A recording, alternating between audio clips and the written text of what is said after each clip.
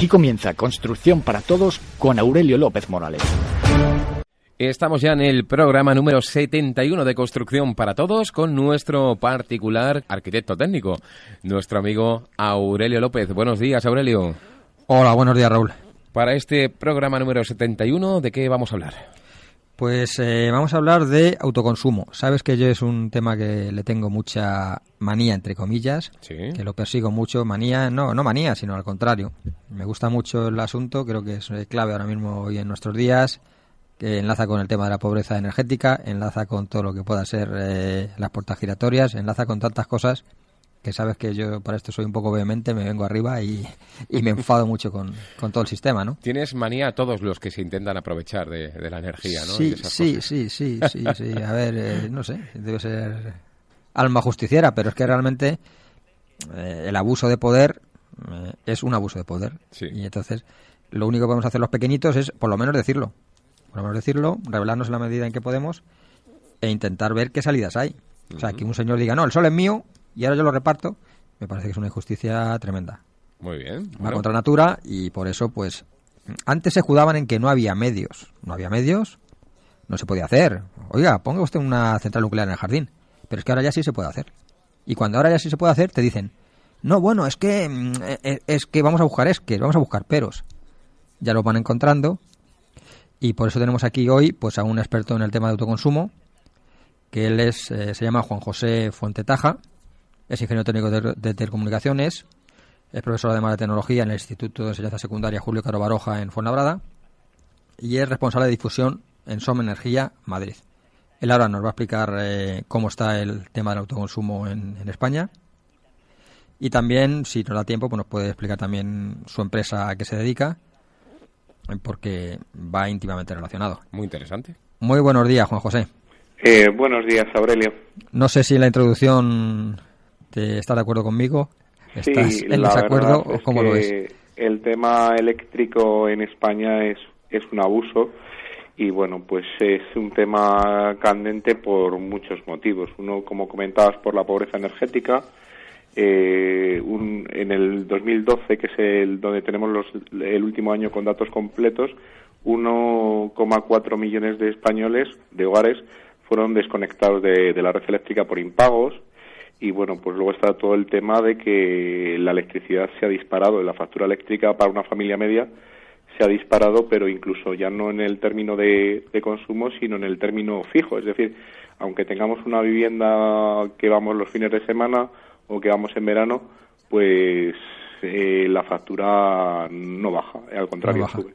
Efectivamente. Tú fíjate además qué contrasentido, lo comentaba yo en programas anteriores, que llevan años diciendo, ahorre usted, compre usted bombilla de bajo consumo, y cuando hemos hecho todo lo posible porque nuestra vivienda sea eficiente, dicen, bueno, pues ahora en lugar de facturar por consumo, vamos a primar, con el término más, digamos, más peyorativo posible o más enrevesado posible del verbo primar, a lo que es el factor de potencia. O sea, aunque usted no encienda la luz, yo le voy a cobrar, se ponga como se ponga. Sí, es un tema, bueno, esto ya lo comentamos algunos hace años. En España, desde que comenzó la crisis económica, el consumo eléctrico de España ha bajado. ¿Qué es lo que sucede? Pues que al bajar el número de kilovatios hora que nos facturan las compañías eléctricas, pues tendría eso repercusión en la cuenta de resultados. Es decir, en vez de ganar 6.000 millones de euros al año, pues estas eléctricas, vendiendo un 20% menos, pues deberían ganar menos dinero. No digo perder, ganar menos dinero. Uh-huh. Para eso, pues... y eso no puede ser, por lo visto, el Ministerio de Industria, que puede echar una mano, y se aumenta el término de peajes, y bueno, la parte que no pagamos los españoles vía consumo eléctrico porque ha disminuido la actividad económica, pues la pagamos en forma de término fijo. Y ya está, ¿no? Pues sigue el milagro de que es de los pocos sectores, o yo creo que el único sector en España, donde si uno mira las cuentas de las eléctricas en el 2010 sí. y las mira el año pasado, 2014, pues vemos que no solo no ha habido un descenso de ingresos, sino que al contrario, que ahora en el 2014, que es el último año completo que tenemos datos, pues han aumentado con respecto al 2010. Si cogiéramos cualquier otro sector, la construcción, muebles o automoción o lo que sea, cualquier sector en España ha sido lastrado por la crisis económica. Pero las eléctricas siguen ganando lo mismo que ganaban en los años de bonanza económica y además incluso ganan hasta más. Entonces, el planteamiento es que siempre tienen detrás una legislación que se diseña a la medida de estas compañías. Pero, a ver, el hecho es evidente que hay un favoritismo y hay una relación total entre gobiernos, sean azules o sean rojos, o si vienen morados o vienen naranjas, entre las empresas eléctricas y los gobiernos. Pero ¿cómo lo venden? ¿Cómo lo envuelven? O sea, vale que piensen que somos idiotas, pero ¿cómo nos lo están vendiendo? Porque ¿cómo explican esto que tú acabas de decir? ¿Cómo lo explican? Que realmente cuando uno oye hablar al ministro de Industria, el señor Soria, pues uno piensa que es difícil que alguien se pueda llegar a creer ese mensaje. Es decir, uno escucha las declaraciones del ministro de Industria y afirma, pero sin ningún pudor, que la factura de la luz ha bajado. Claro, cuando cualquier español, digo cualquiera, o sea, que tenga una casa donde consuma más o consuma menos, coge la factura que podemos tener hoy en el 2015, coge la del mismo mes del año pasado o la del mismo mes del 2013 y dice, oiga, pero si es que no solo no ha bajado, como afirma el ministro de Industria, sino que ha subido y ha subido bastante. Es decir, que nos lo podrán adornar, pero es que la realidad es tan tozuda que es que, vamos, si uno quiere, cualquiera de nuestros oyentes se quiere cabrear de verdad, y tiene una factura eléctrica de su domicilio del año pasado por estas fechas, o de hace 2 o de hace 3, pues cuanto más nos echemos para atrás, pues más cabreo va a coger. Efectivamente. Bueno, para empezar yo me cabreo porque fíjate que en algunos he intentado en algún programa traer aquí e intentar explicar cómo se lee y qué dice una factura eléctrica, y cuando he empezado a preparármelo lo he dejado. No es tan complejo. Bueno, yo vamos, si eso no te conocía a ti todavía. Una factura eléctrica es fácil entender los términos. Una factura eléctrica tiene 5 términos y es muy fácil. El problema no es entender la factura eléctrica, el problema es entender dónde va el dinero. Es decir, desde el gobierno, desde realmente los dos partidos, no solamente el PP que gobierna ahora, sino también el PSOE, siempre se han opuesto a cualquier intento de auditar el sistema eléctrico. Es decir, nosotros estamos reconociendo unos costes y los estamos pagando, pues todo lo que sería el transporte, la distribución, la generación, y es un tema completamente opaco, hasta el punto que no sabríamos, no hay ninguna documentación oficial que nos diga cuánto vale transportar 1 kilovatio hora desde una central hasta nuestros domicilios. O sea, ahí las eléctricas reclaman un dinero, se les paga y punto.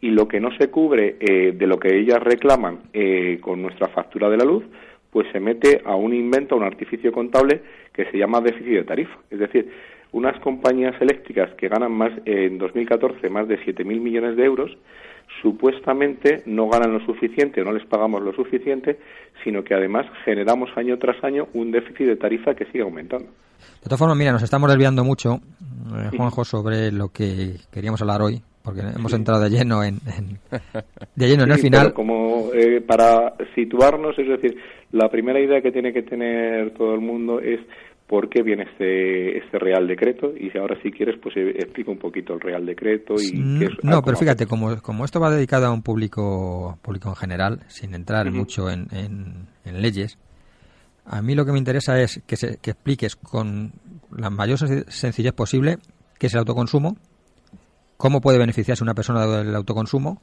cómo nos está limitando ahora mismo el gobierno y cómo sería el país ideal pues a lo mejor si fuéramos como no sé si Francia o Estados Unidos. No hay que irse tan lejos, en Portugal, que está al lado. Portugal. Pues explícanos, si fuéramos portugueses, ¿qué podríamos hacer?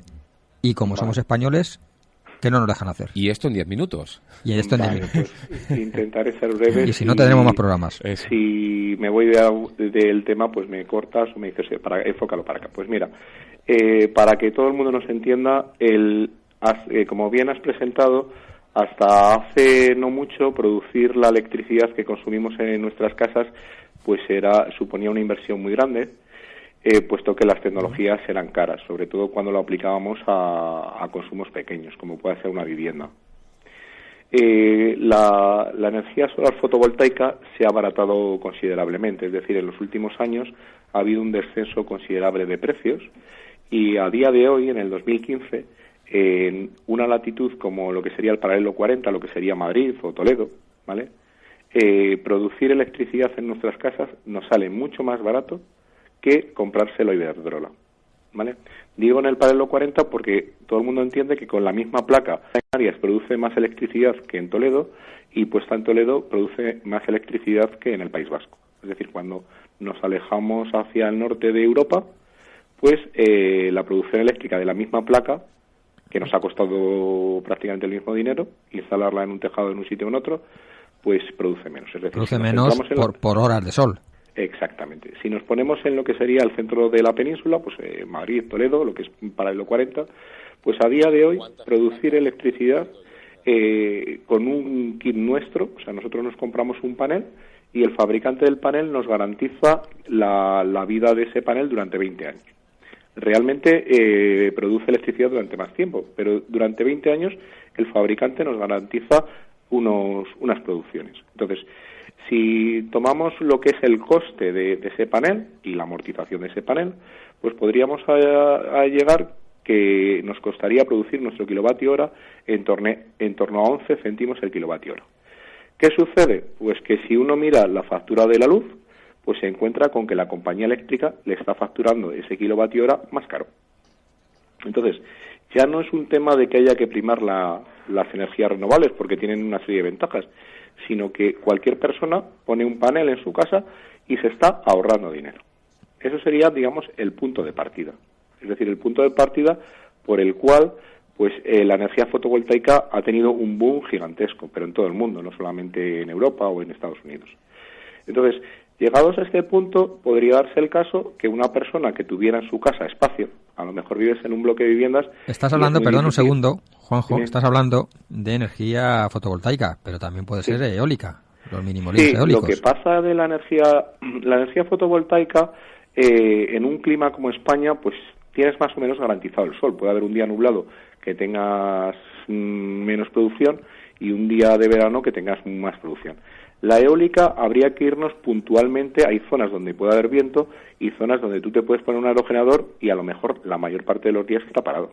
Es decir, que no es una energía para que cualquier persona lo instale, es decir, depende de dónde estés. Hay que hacer un estudio previo, si tú estás en tarifa, efectivamente, tú puedes poner energía con un pequeño aerogenerador y producir bastante electricidad, pero a lo mejor lo pones en la meseta, en una zona donde no hay viento y los días de viento son muy poquitos. Ya. Es decir, la energía solar, digamos, tú puedes incluso con el pronóstico del tiempo casi hacer hasta una previsión para tu casa. Es decir, hay programas informáticos sencillitos que tú le das la latitud y con la previsión meteorológica casi te da hasta la curva de producción.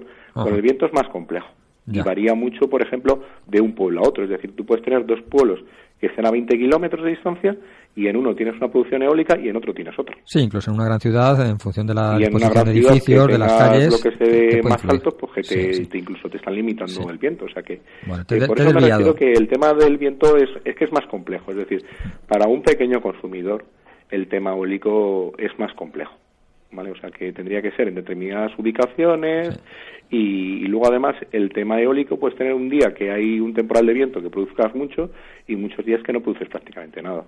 Ajá. Por eso cuando hablamos de autoconsumo para pequeños productores, pues casi nos estamos yendo a la energía solar fotovoltaica. Vale. Entonces, no sé si habías terminado cuando te he desviado con el tema del eólico, pero la siguiente pregunta sería... disculpa. ¿Perdona?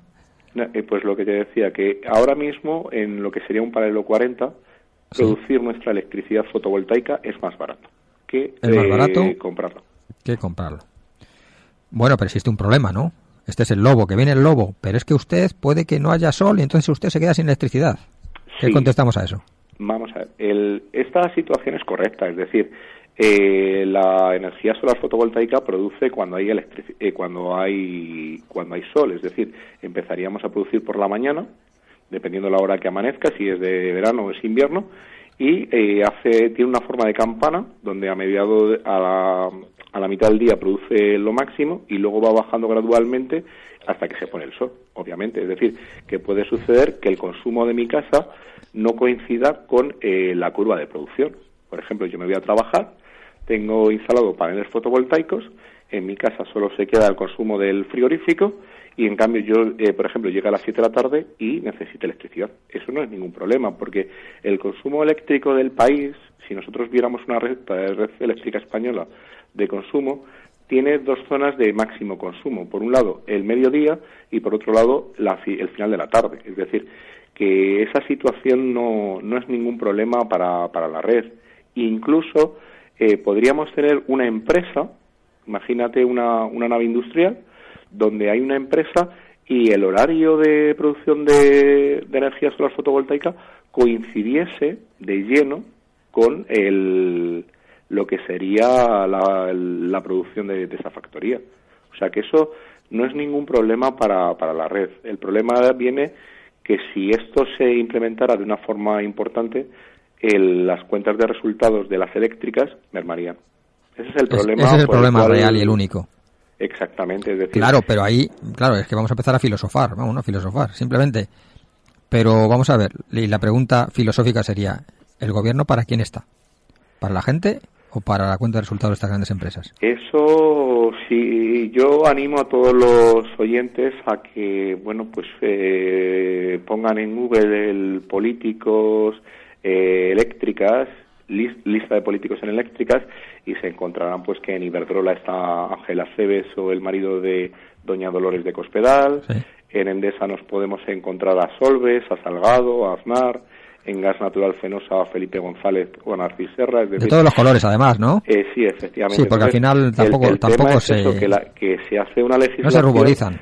Que no favorece ni el autoconsumo, pero ni la competencia. Es decir, claro, pero... en España tenemos, en el sector eléctrico, que ya nos saldríamos de tema otra vez, tenemos cosas muy muy exóticas. Es decir, para que se hagan una idea los siguientes de una manera rápida, tenemos instalaciones hidráulicas del siglo pasado que nos están vendiendo ese kilovatio a precio de oro. Es decir, si alguien de la zona centro conoce en el río Alberche el embalse del Burguillo, el embalse del Burguillo se terminó de construir en 1913 y pertenece a Gas Natural Fenosa.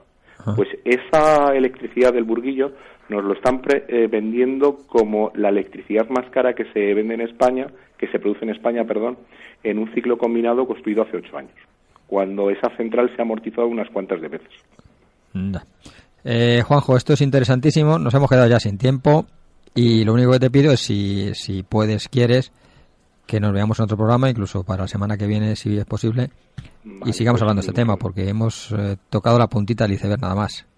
Sí, pues aquí estamos para lo que necesitéis y yo animo a la gente, si en un minutito, no solamente a que desafíe a este gobierno si puede autoconsumir, sino a que se salga del oligopolio. Es decir, hay pequeñas eléctricas independientes o cooperativas como Son Energía o Goyener, que no vamos a ahorrar grandes dinero. Yo el año pasado con Son Energía me ahorré 6 euros con respecto a Iberdrola, pero es lo primero que tenemos que hacer, salirnos de este oligopolio que nos está encadenando. Yo, no lo sabías ni te lo he dicho, yo soy de Son Energía, yo me pasé el año pasado, hace unos meses, 6-7 meses, por lo mismo. Y sin embargo yo sí estoy notando un ahorro, yo sí lo estoy notando. Sí, si tienes mucha potencia, yo en mi caso tengo afinada la potencia, me he bajado la potencia como han hecho muchos de los oyentes y ya les digo, no es un tema de que en un gran consumo, en lo que sería una tarifa 3.0 pueda haber más ahorro. En uno doméstico no es tanto el ahorro, sino dar ese paso. Y desde aquí animar a todos los oyentes y aquí estamos para lo que nos necesitéis. Muy bien, Juanjo, pues muchísimas gracias por estar con nosotros.